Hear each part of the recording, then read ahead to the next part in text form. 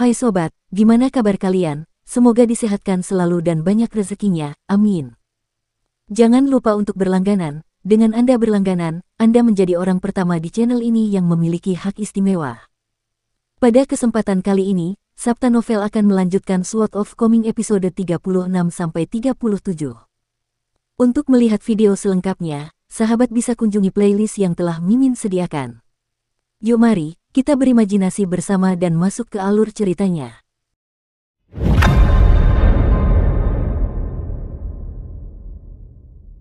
Tak lama kemudian, Liu Xianyang berlari kembali sambil memanggul keranjang bambu di punggungnya.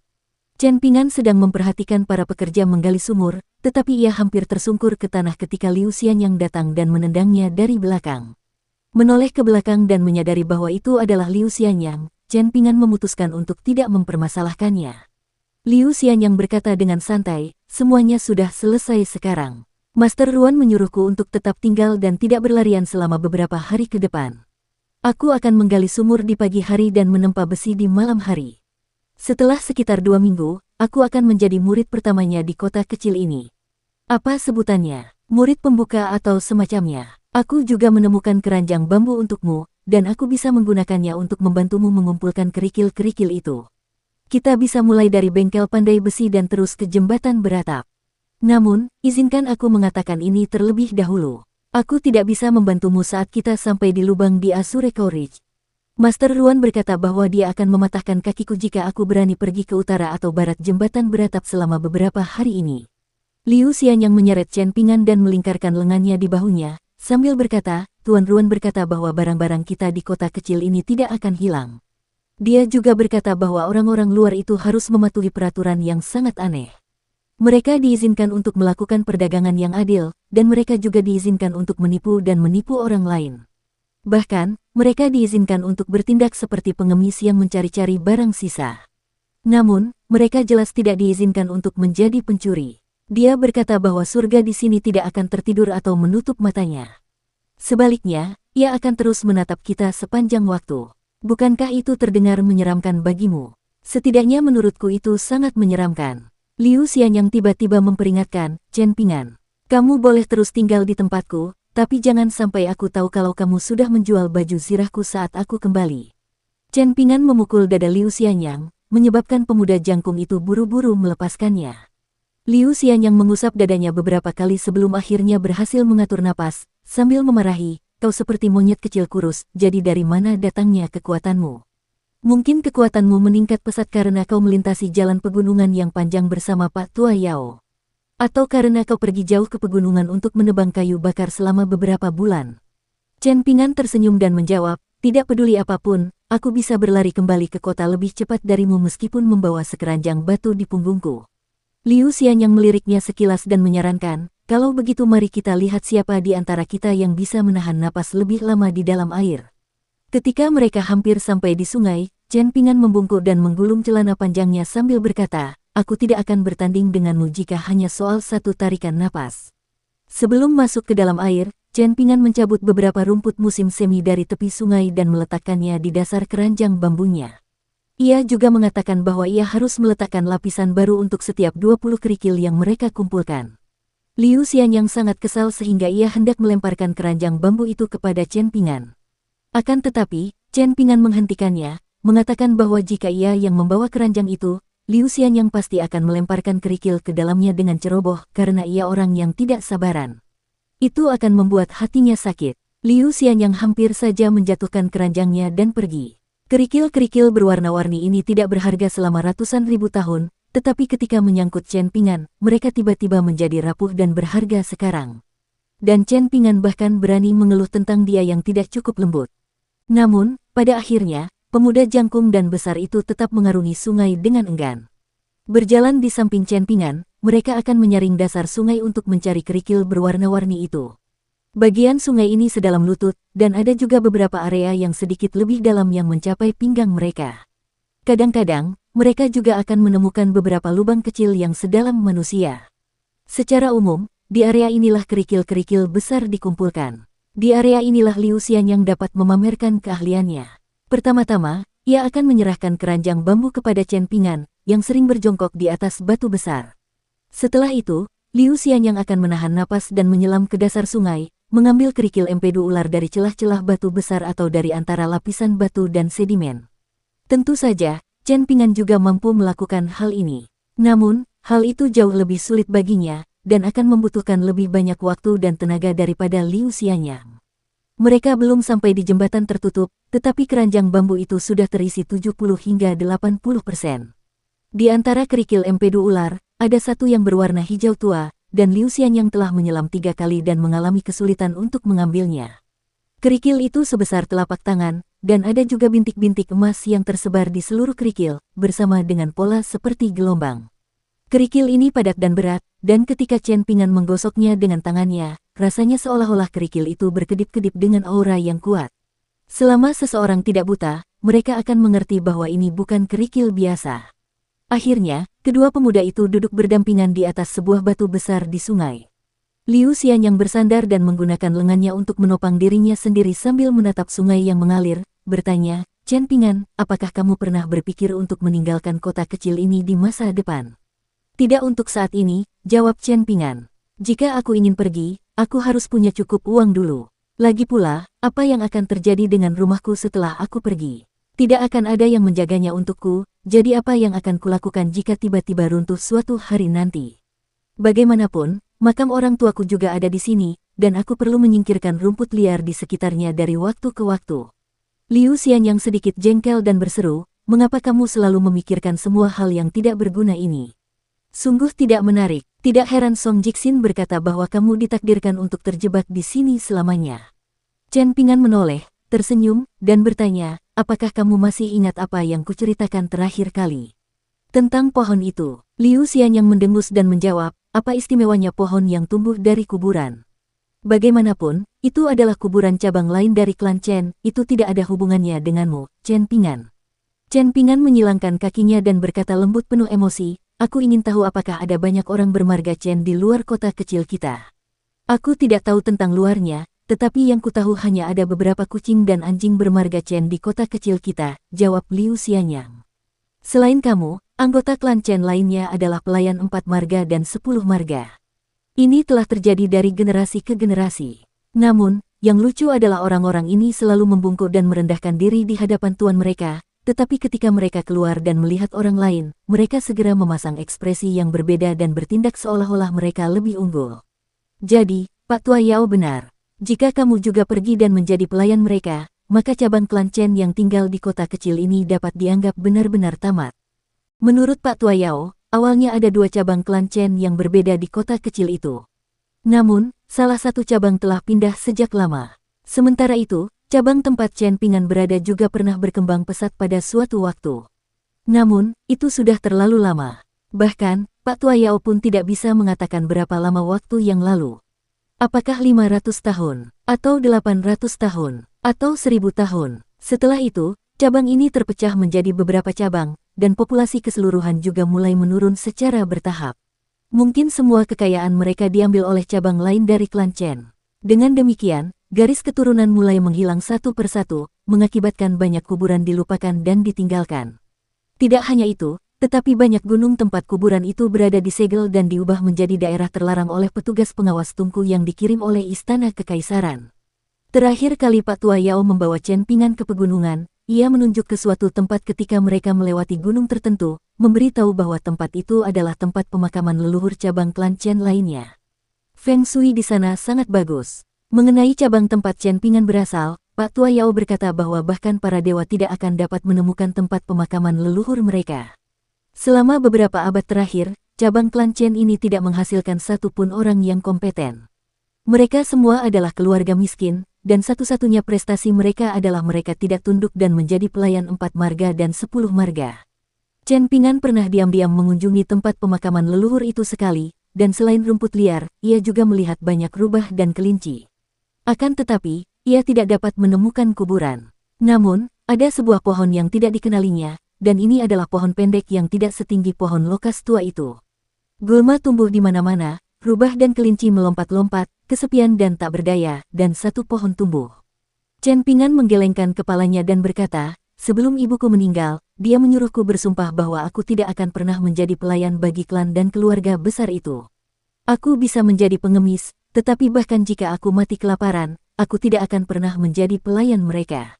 Sebelum ibumu meninggal, bukankah kau juga bersumpah bahwa kau tidak akan pernah menjadi murid di tempat pembakaran naga? Liu Xianyang berkata secara naluriah. Anak laki-laki muda bersandal jerami itu menunjukkan ekspresi sedih. Dia tidak membalas, juga tidak marah karena janjinya yang diingkari terbongkar. Liu Xianyang merasa sedikit bersalah. Namun, dia bukan tipe orang yang akan meminta maaf, jadi dia hanya bisa berpura-pura tidak terjadi apa-apa. Dia berdiri dan berkata, "Baiklah, aku pergi sekarang, aku harus kembali menggali beberapa sumur." "Oh, benar juga, aku akan membuat Tuan Ruan sedikit kesal dan mencoba membuatnya mempekerjakanmu sebagai murid sementara. Pada saat itu, akan lebih mudah bagimu untuk mengumpulkan kerikil-kerikil ini." "Tidak usah terburu-buru," jawab Chen Pingan. "Kita bicarakan nanti setelah kedua kelompok orang itu menyerah dan meninggalkan kota kecil ini. Sementara itu, aku akan membantumu mengurus rumahmu. Katakanlah, mengapa aku bisa lolos dari bahaya jika aku menjadi murid Master Ruan?" Liu Xianyang bertanya dengan rasa ingin tahu. Chen Pingan merenung sejenak sebelum menjawab dengan nada tidak yakin, mungkin seperti datangnya hujan lebat yang tiba-tiba.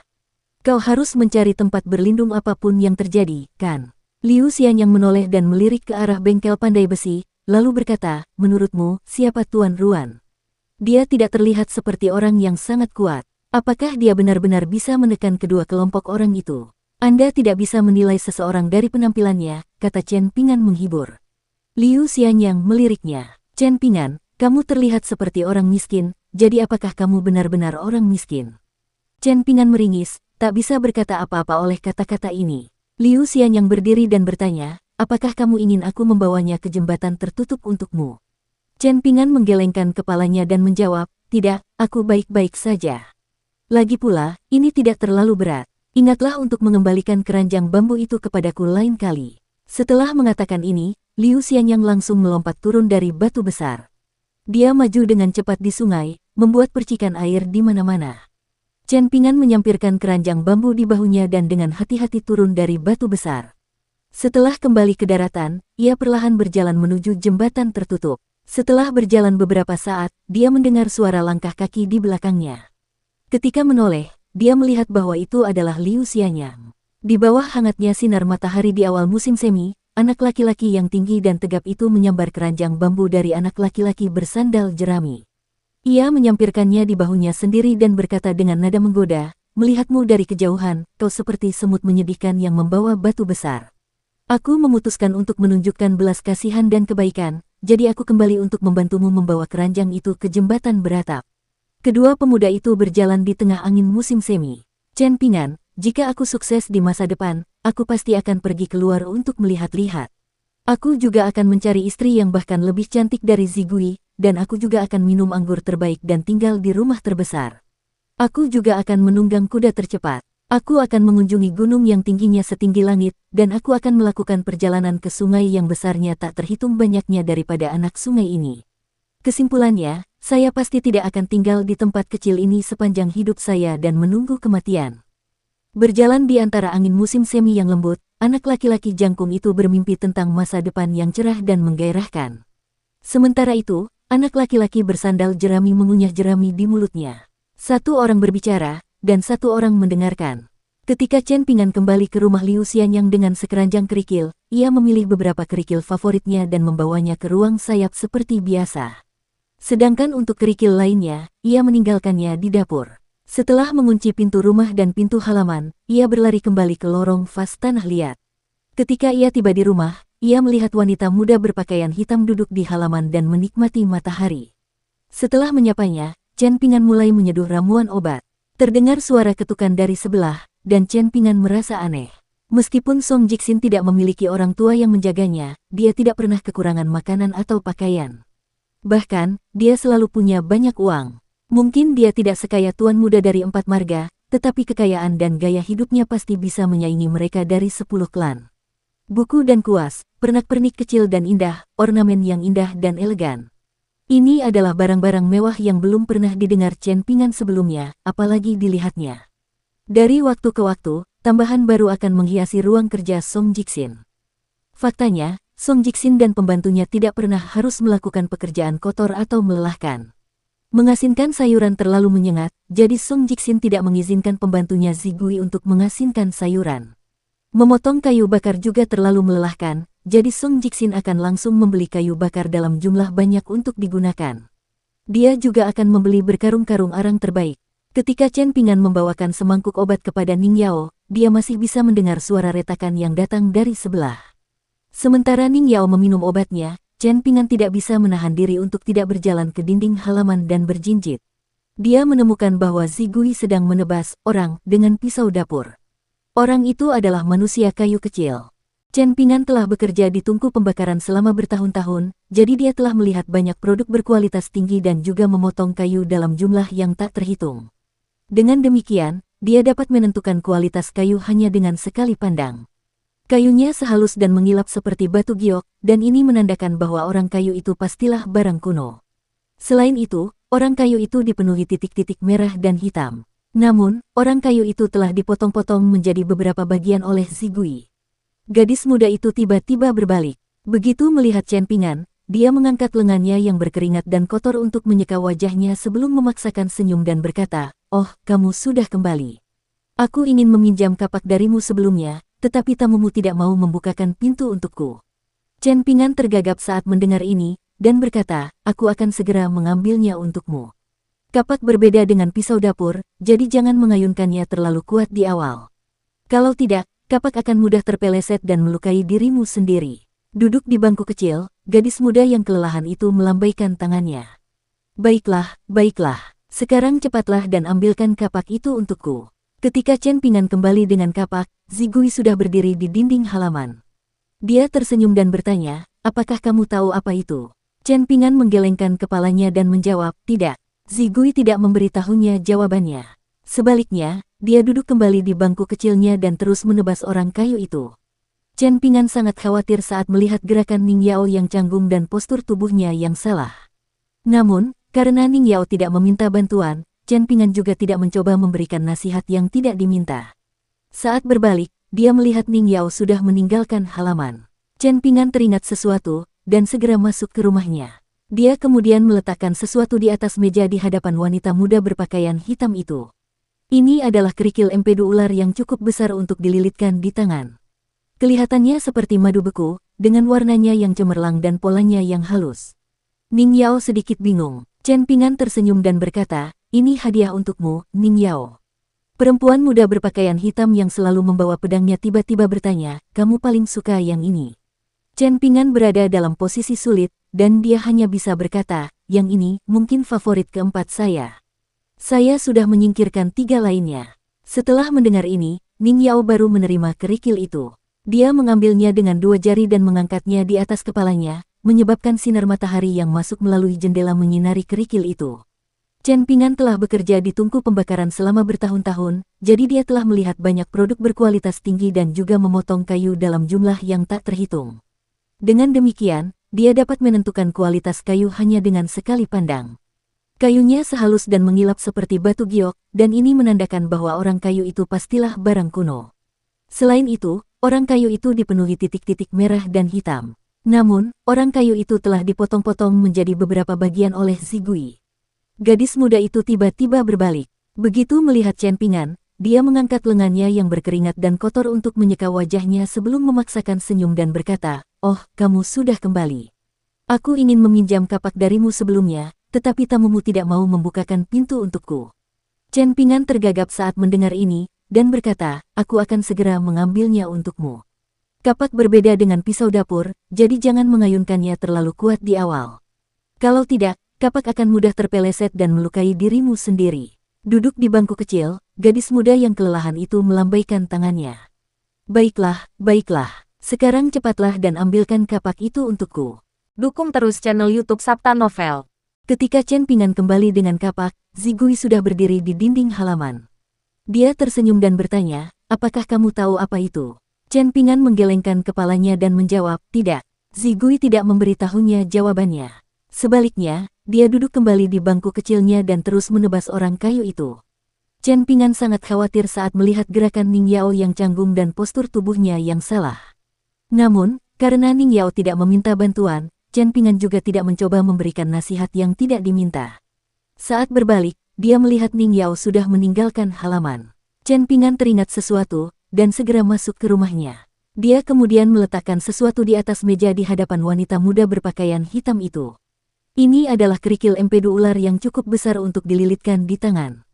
Kelihatannya seperti madu beku, dengan warnanya yang cemerlang dan polanya yang halus. Ning Yao sedikit bingung. Chen Pingan tersenyum dan berkata, "Ini hadiah untukmu, Ning Yao." Perempuan muda berpakaian hitam yang selalu membawa pedangnya tiba-tiba bertanya, "Kamu paling suka yang ini?" Chen Pingan berada dalam posisi sulit, dan dia hanya bisa berkata, "Yang ini mungkin favorit keempat saya. Saya sudah menyingkirkan 3 lainnya." Setelah mendengar ini, Ning Yao baru menerima kerikil itu. Dia mengambilnya dengan 2 jari dan mengangkatnya di atas kepalanya, menyebabkan sinar matahari yang masuk melalui jendela menyinari kerikil itu. Dia mengangkat kepalanya dan menyipitkan matanya, hati-hati mengamati pola-pola halus di dalam kerikil itu. Dia terus menatap kerikil itu. Chen Pingan terus menatapnya. Di tengah malam, seorang anak laki-laki menyelinap diam-diam melalui lorong vas tanah liat seperti kucing yang lincah dan pendiam. Ia masuk ke rumah Guken, dan menemukan tong air besar yang diletakkan di sudut halaman. Setelah berjongkok, ia menemukan bahwa banyak kerikil empedu ular yang awalnya tertata rapi telah diambil oleh seseorang. Seolah-olah seseorang telah menemukan nilainya sebelum dia. Guken adalah satu-satunya orang aneh di kota kecil yang gemar mengumpulkan kerikil empedu ular, dan tidak peduli berapa banyak kerikil yang ditemukannya, ia hanya akan membawa pulang 1 kerikil. Ia hanya akan menyimpan kerikil favoritnya. Jadi, setelah mengumpulkannya dalam waktu yang lama, ia hanya dapat mengumpulkan 50 hingga 60 kerikil empedu ular. Ia menggunakan kerikil-kerikil ini untuk menutupi celah-celah di dasar tong air. Chen Pingan menyingkirkan kerikil empedu ular yang sudah kehilangan kilaunya. Ketika dia tidak melihat bekas galian di dasar tong air, dia akhirnya menghela napas lega. Ia mulai menggali dengan tangannya. Ketika akhirnya ia merasakan kertas perkamen, jantungnya tersentak, dan gerakannya menjadi lebih lambat dan lebih hati-hati. Akhirnya, ia mengambil benda yang terbungkus kertas perkamen itu.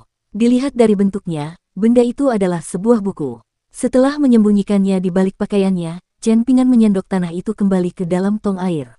Setelah mengamati dengan saksama kerikil empedu ular yang tersisa, ia memastikan bahwa semuanya mati. Dibandingkan dengan kerikil yang dikumpulkan Chen Pingan dari sungai, kerikil-kerikil itu sama sekali berbeda dalam hal warna dan pola. Kerikil yang dikumpulkan Chen Pingan seperti bayi yang lincah dan penuh vitalitas, sedangkan kerikil yang berada di sekitar tong air seperti orang tua yang sedang mendekati kematian. Chen Pingan merenung sejenak sebelum memutuskan untuk meninggalkan Clay Vase Eli dari arah rumahnya. Ketika dia tiba di luar pintu halaman Song Jixin, dia mendengar derit pintu yang dibuka.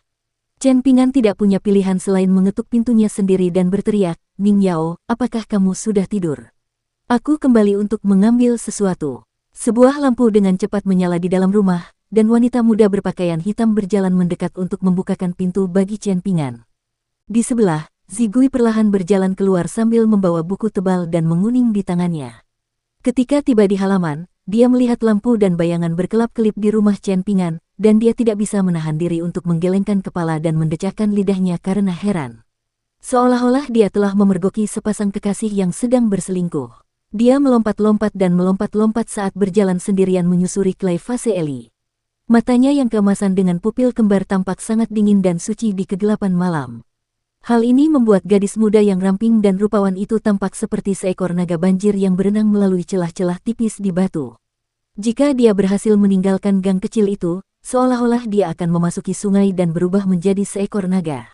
Meskipun Ning Yao mengizinkan Chen Pingan memasuki halaman dan bahkan rumah, ekspresinya sedikit gelap saat dia duduk di samping meja dan bersandar pada sarung pedangnya, yang dia pukul pelan-pelan dengan jari-jarinya. Setelah memastikan bahwa Zigui telah memasuki gang tersebut, Chen Pingan akhirnya menjelaskan dengan ekspresi canggung, "Saya pergi ke rumah Guken untuk mengambil sesuatu, namun Zigui secara kebetulan memutuskan untuk keluar tepat saat saya sedang lewat. Saya tidak punya pilihan selain bersembunyi di sini untuk sementara waktu. Ning Yao, tolong jangan salah paham."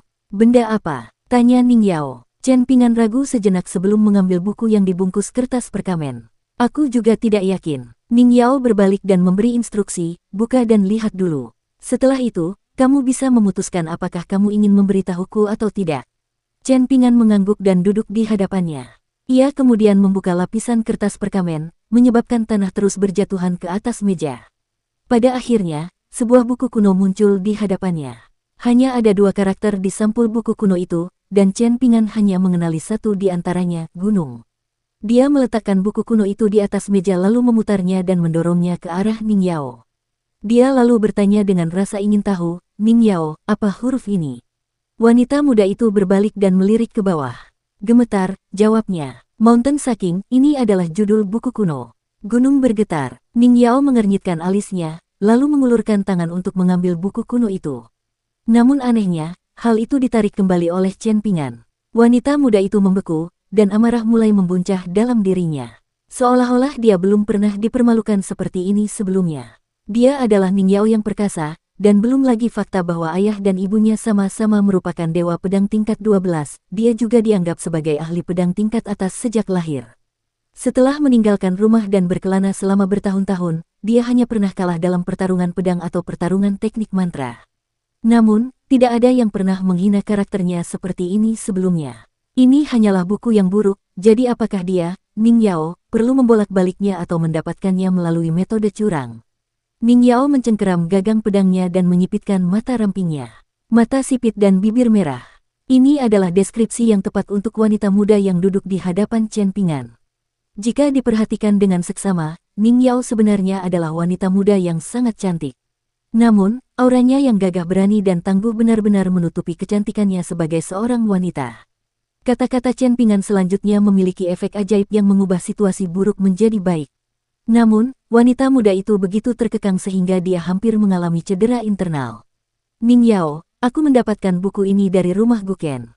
Meskipun aku tidak menganggapnya sebagai pencurian, aku pasti harus mengembalikan buku itu kepada Guken di masa mendatang. Karena kita berteman, aku bisa mengizinkanmu untuk membacanya. Namun, aku harap kamu bisa menyimpan isinya untuk dirimu sendiri." Wanita muda itu menarik napas dalam-dalam. Ia lalu membanting meja sebelum melotot ke arah Chen Pingan dan berkata, "Membaca apa? Kau bisa membacanya sendiri." "Aku tidak tertarik." Ketika dia mendengar jawaban Chen Pingan selanjutnya, dia benar-benar tidak tahu apakah harus tertawa atau menangis. "Tapi Ning Yao, aku tidak bisa membaca. Bisakah kamu mengajariku?" Wanita muda itu tiba-tiba berubah pikiran, dan dia berkata sambil terkekeh, "Kau tidak takut aku akan memanfaatkanmu? Coba pikirkan. Guken jelas seseorang yang telah menerima banyak sekali berkah leluhur, sedemikian rupa sehingga bahkan bakat pedang alami Liu Xian yang tidak dapat dibandingkan dengannya. Dalam ribuan tahun sejarah kota kecil ini, hanya sedikit orang yang dapat dibandingkan dengan Guken. Jadi, seberapa luar biasakah buku ini? Ini adalah harta karun yang dia sembunyikan dengan hati-hati. Apakah kau tidak takut aku akan mengembangkan pikiran jahat setelah melihatnya? Apakah kau tidak takut aku akan merebut buku yang sangat berharga ini untuk diriku sendiri?" Cahaya kuning hangat dari lilin yang berkedip-kedip menerangi senyum tipis anak laki-laki itu.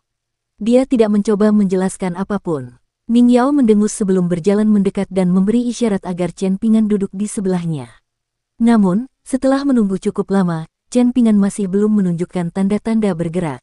Ning Yao terkekeh marah dan menggeram, "Aku bisa mengalahkan 100 dari kalian dengan satu tangan." Setelah mengatakan hal itu, dia terkekeh dalam hati, "Mungkin kamu takut kalau aku akan memanfaatkanmu." Chen Pingan sedikit tegang dan gelisah saat dia berjalan mendekat dan duduk di sebelahnya. Namun, Ning Yao masih asyik dengan komentar yang baru saja diucapkannya. Ia bergumam pada dirinya sendiri, mengalahkan 100 Chen Pingan dengan satu tangan. Mehem, pepatah ini memiliki berbagai macam penerapan. Ketika aku melihat seseorang dan bertarung dengannya, jika aku berhasil mengalahkannya, aku dapat berkata, "Kekuatanmu hanya 3000 Chen Pingan, tetapi kau masih berani bertarung denganku." Ya, itu tampaknya cukup mengesankan. Ketika aku bertemu dengan binatang buas atau naga jahat, aku juga dapat berkata pada diriku sendiri bahwa binatang buas jahat ini setara dengan 30.000 Chen Pingan, jadi aku harus melarikan diri secepat mungkin. Haha, sangat bagus, sangat bagus. Chen Pingan benar-benar bingung. Wanita muda yang duduk di sebelahnya tiba-tiba mulai tertawa bodoh sendiri. Wanita muda yang tertawa itu membuat anak laki-laki muda yang miskin itu tiba-tiba merasa seperti orang yang sangat kaya. Pada saat ini, anak laki-laki dan perempuan muda itu tidak menyadari bahwa kalimat candaan, mengalahkan 100 Chen Pingan dengan satu tangan, pada akhirnya akan menjadi kalimat yang berbobot dan kuat di masa depan. Hal ini terutama berlaku ketika anak laki-laki bersandal jerami itu sudah bukan anak laki-laki lagi. Makin banyak waktu berlalu, makin demikianlah jadinya. Ning Yao akhirnya tersadar. Ia terbatuk sebelum duduk tegak dan mengambil buku itu. Setelah membolak-balik beberapa halaman dengan cepat, ia menutup buku itu dan mengetuk sampulnya 2 kali dengan jarinya. Ia kemudian menoleh ke Chen Ping'an dan berkata, ini adalah teknik tinju yang disebut Mountain Sucking. Menurut aturan dunia kultivasi, Anda dapat menyebut buku ini sebagai Mountain Sucking Guide. Lalu, Chen Ping'an bertanya dengan ekspresi bersemangat. Ning Yao menahan keinginan untuk memutar matanya, dan memaksa dirinya untuk terlihat lebih serius saat membuka buku itu lagi. Jari rampingnya meluncur di sepanjang halaman, dan dia membaca, ada serangga di kampung halamanku yang disebut pifu. Rev. Pifu adalah sejenis semut besar, Rev. Tidak seperti serangga sejenisnya, ia tidak melakukan apapun selain mengangkut batu gunung ke dalam air sepanjang hidupnya. Teknik tinjuku tidak menentukan kemenangan dan kekalahan, tetapi hidup dan mati. Teknik ini tidak menekankan pada gerakan, tetapi pada niat. Setelah menguasai ke-6 posisi, seseorang akan memperoleh kekuatan yang luar biasa. Satu gerakan saja, dan luka yang dalam di hati dan jiwa lawanmu akan diderita. Meskipun tidak pernah dihormati secara setara dengan teknik tinju paling utama di zaman ini, saya tetap yakin bahwa Mountain Sucking Guide akan mendapat tempat di antara teknik bela diri di dunia. Orang yang ditakdirkan, saya harap Anda dapat mempromosikan dan membawa kejayaan pada teknik tinju ini. Ning Yao memaksa dirinya untuk tetap sabar saat dia membaca pengantar Chen Ping'an. Buku ini tipis, dengan seluruh panduan hanya berisi 6 jurus teknik tinju. Namun, pengantarnya tidak singkat sama sekali. Setelah membaca pengantarnya, Ning Yao mengembalikan buku itu kepada Chen Ping'an. Dia menepuk bahunya dan berkata dengan nada acuh tak acuh, pastikan untuk menjaganya. Chen Ping'an mengangguk dan dengan hati-hati meletakkan tangannya di kedua sisi buku. Ning Yao ingin tertawa terbahak-bahak saat melihat ini. Apakah buku itu akan tumbuh kaki dan lari? Atau apakah Chen Ping'an takut buku itu akan tersandung dan jatuh dari meja? Chen Ping'an mengusap lengan bajunya dengan kuat. Baru kemudian dia membuka buku itu dan membaca pengantarnya. Dia kemudian membalik-balik halaman yang tersisa yang dihiasi dengan teks dan diagram. Bagaimanapun, dia tidak dapat memahami apapun yang sedang dibacanya. Ning Yao duduk menyamping, dengan satu lengan diletakkan di atas meja. Ia menatap anak laki-laki itu dan berkata dengan nada menggoda, apakah kamu merasa telah menemukan emas? Apakah kamu akan menggunakan kapak emas untuk memotong kayu dan mangkuk emas untuk makan di masa mendatang? Chen Ping'an tidak mendongak. Sebaliknya, dia terus menganalisis diagram dan karakter yang tidak dapat dipahami dengan saksama sambil menjawab dengan jujur, ketika aku melihat ekspresi di matamu, aku sudah tahu bahwa ini bukanlah teknik tinju yang sangat kuat. Namun, itu tidak masalah. Ini sudah cukup baik bagiku. Ning Yao mengerutkan kening dan menjawab dengan cara yang sama jujurnya, saya memang pernah melihat dan mendengar banyak hal yang mengesankan sebelumnya. Selain itu, saya hanya dapat menentukan apakah sesuatu itu baik atau buruk. Mengenai seberapa baik atau seberapa buruk, itu cukup sulit untuk dikatakan. Chen Ping'an mendongak dan bertanya, kalau begitu, apakah panduan mengguncang gunung ini termasuk bagus, tapi tidak terlalu bagus? Ning Yao mendengus dan berkata, aku tidak tahu bagaimana menjelaskan betapa buruknya teknik tinju jelek ini. Anak laki-laki bersandal jerami itu berkedip sebagai jawaban, dengan senyum tipis tertarik di sudut bibirnya. Jelaslah bahwa dia sudah tahu jawabannya. Dia hanya bercanda dengan gadis muda itu. Ning Yao mengulurkan tangannya dan menghunus pedang sepanjang 1 inci, lalu berbicara dengan nada mengancam, kau ingin dibacok, ya? Chen Ping'an menatap pedang dan sarung hijau yang tergantung di pinggangnya, dan memuji dengan tulus, indah sekali. Ning Yao dengan tenang menerima pujian ini. Pedang dan golok yang aku pilih tentu saja tidak buruk. Chen Ping'an menatapnya, dan dia sedikit iri dan mengagumi kepercayaan diri serta sikapnya. Meskipun dia seusia dengannya, dan berada di tempat yang asing, dia tetap berhasil bangkit seperti matahari yang cerah dan tak terhentikan, apapun situasi yang dihadapinya. Dengan menggunakan inderanya yang tajam, Chen Ping'an telah menemukan ini ketika dia menyaksikan sikap Taois Lu yang sangat berhati-hati saat menghadapinya. Chen Ping'an tidak dapat menahan diri untuk berseru, betapa menyenangkannya jika sinar matahari dapat ditukar dengan koin tembaga. Ning Yao tidak tahu dari mana asalnya, dan dia berkata dengan heran, Chen Ping'an, apakah kamu sudah gila karena memikirkan uang? Chen Ping'an buru-buru mengganti topik pembicaraan, membalik ke diagram pertama di buku dan bertanya, Ning Yao, bisakah kamu membantuku membaca kata-kata pada diagram ini? Ning Yao merenungkan hal ini sejenak. Dia tidak menolak, dan hanya bertanya, apakah kamu tahu mengapa aku dapat menentukan bahwa teknik tinju ini hanya biasa-biasa saja dengan sekali pandang? Chen Ping'an menggelengkan kepalanya. Saya memang penasaran. Ning Yao tersenyum menanggapi, dan memutuskan untuk berbalik menghadap anak muda itu. Ia menyilangkan kakinya sebelum menunjuk buku itu dan menjelaskan dengan sabar, teknik rahasia seniman bela diri dan teknik kultivasi para kultivator biasanya dicatat dalam 3 cara berbeda. Jenis pertama seperti panduan mengguncang gunung ini, yang ditulis di kertas biasa. Mengenai berapa lama teknik itu bisa bertahan, itu tergantung pada keberuntungan seseorang. Belum lagi perang atau bencana, cuaca dan serangga saja sudah akan menyebabkan buku itu perlahan membusuk, bukan? Chen Ping'an mengangguk tanda mengerti. Ning Yao melanjutkan, jadi, muncul aturan tak tertulis terkait teknik perekaman melalui metode tertulis semacam ini. Semakin berharga isinya, semakin berharga pula bahan yang digunakan untuk merekamnya. Ini mirip dengan bagaimana Anda tidak akan menaruh segel giok kekaisaran di dalam kotak yang terbuat dari kayu murah. Chen Ping'an merenungkan kata-kata ini. Ning Yao ragu sejenak sebelum memutuskan untuk jujur kepada Chen Ping'an. Jenis rekaman berikutnya adalah rekaman tidak tertulis yang berfokus pada pengajaran melalui instruksi dan contoh. Metode seperti itu biasanya digunakan untuk keterampilan dan teknik penting dari sekte dan klan. Ini biasanya rahasia yang tidak dapat diungkapkan kepada orang lain. Atau mungkin teknik yang hanya dapat diajarkan kepada laki-laki dan bukan perempuan dan seterusnya. Bahkan murid langsung dan murid internal belum tentu dapat memperoleh warisan sejati yang lengkap. Inilah pentingnya warisan sejati. Ning Yao menghela napas sebelum melanjutkan, untuk tipe terakhir, fokusnya adalah mengajar dengan cara yang hanya bisa dirasakan dan dipahami dalam pikiran seseorang, tetapi tidak bisa dijelaskan dengan kata-kata. Misalnya, mari kita lihat 2 kekuatan yang memasuki kota kecil kali ini. Ada Kai Jinjian, dan Gunung Awan Fajar tempat asalnya mempraktikkan sesuatu yang disebut mengamati lautan awan. Lautan awan sangat luas, dan cahaya warna-warni yang dipancarkannya sangat unik, dan terlebih lagi mengandung energi spiritual yang melimpah. Para pemurniki di benua Vial Harta Karun Timur menyebut awan-awan ini sebagai keindahan di langit. Beberapa awan dan cahaya warna-warni ini dapat berubah menjadi bentuk para guru dan leluhur sebelumnya, dan mereka yang ditakdirkan bahkan dapat berkomunikasi dan berinteraksi dengan mereka. Sementara itu, ketika sudah ditakdirkan, konon roh pedang leluhur kuno dari berbagai puncak juga akan muncul di puncak Gunung Sun Skok.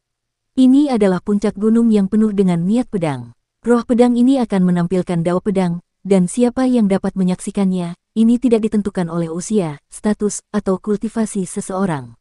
Ning Yao akhirnya berkata, tentu saja, tidak ada pula gagasan tentang peringkat pasti antara ketiga metode pencatatan tersebut. Misalnya, jika seseorang menggunakan metode pertama untuk mengukir karakter pada lempengan batu giok atau pada lempengan bambu yang dipanen dari lautan bambu di 72 negeri yang diberkati, tentu saja itu adalah masalah yang sama sekali berbeda. Selain itu, ada juga banyak sekali benda misterius lainnya. Jika Anda maju cukup jauh, Anda akhirnya akan menemukan kejutan yang menyenangkan. Di dunia yang luas ini, semua jenis hal aneh dan ganjil ada. Di masa depan, sebaiknya Anda meninggalkan kota kecil ini dan melihat-lihat dunia luar. Tidak perlu bermimpi untuk menjelajah di luar benua botol harta karun timur atau menjelajah di luar dunia ini, tetapi Anda setidaknya perlu mencoba menjelajah ke perbatasan Kekaisaran Li Agung. Chen Ping'an mengangguk lagi dan lagi tanda mengerti, tetapi jelas bahwa pikirannya masih tertuju pada teknik tinju di depannya. Dia menunjuk sebuah karakter dan bertanya, Ning Yao, bagaimana cara membaca ini? Gadis muda itu sangat kesal, dan menjawab, lari saja.